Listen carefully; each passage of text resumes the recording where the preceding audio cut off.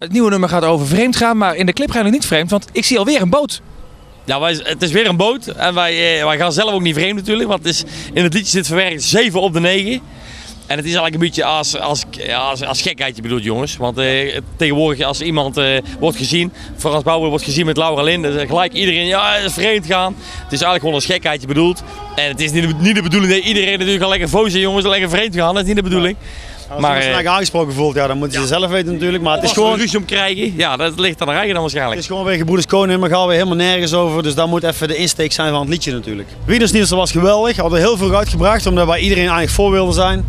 En eigenlijk uitgebracht en gewoon niks aan gedaan. Gewoon maar kijken wat het wordt. Want ja, als ze uitgeschakeld worden, dan ligt het liedje daar te kijken. Ja, nog oranje ziet. Nog oranje. Maar ja, we zijn bezig om er een andere tekst op te maken van Zuid-Afrika of zo. Dus ja, dat komt helemaal goed. Komt helemaal goed. Deze zomer, ja, wij gaan overal optreden in heel het land. Maar we doen het in augustus zeker wel rustiger aan. Omdat we vorig jaar bijna niet thuis waren. Maar we hebben alle 2 kinderen. Dus we willen wel iets meer thuis zijn. En dan na augustus dan gaan we weer als een raket. Nou, volle bak optreden in ieder geval. Hele grote evenementen met Jumbo en met Nickelodeon, Jetix. Sinterklaas zit echt helemaal vol.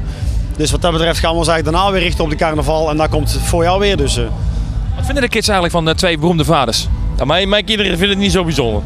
Dat komt van heel klein af aan is het al begonnen natuurlijk. Dus ja, dat hoort er gewoon bij. Ja, ik heb een zoon van 13, die vindt het wel leuk. En een dochter van 16 die wil overal mee naartoe, maar die vindt het allemaal geweldig. Die staat met heel bekend Nederland op de foto. Zit ze de agenda na te pluizen, zegt ze, hey, Jan Smit is er of Thomas Berg. En dan gaan ze mee op de foto. En die doet ook mee met ons af en toe mee dansen. Dus, maar die vindt het wel helemaal geweldig.